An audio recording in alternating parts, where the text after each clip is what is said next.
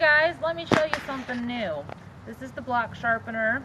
Our pins, they flex, so it doesn't peel your steel back or change the angle of your blade. You can do any blade. I have my Cutcos here with me right now for flat edges. We have our little bumpers with the non-slip grip, so it just hooks onto the edge of your countertop. And see how that flexes for you? And you just roll it through. Doesn't take too much pressure, just enough to see that flex so it hones into the edge of your blade for you. And we'll get you sharp. Now, every sharpener can do a straight edge, but we can do serrateds too. With your serrateds, you take this nifty little thing, flop it that way, and you rock it like a violin. It doesn't sound too pretty, but that's okay. It's like a violin, just playing you a song. The vibrations are honing in between those teeth for you, just getting it nice and sharp. And I'll tell you what, we'll get you just as good as your flat edges. Now, these are a titanium carbide embedded in a butcher steel.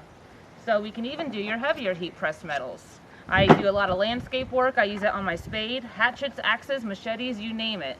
For bigger things like this, I usually like to lay it down flat and then give it a roll out that way.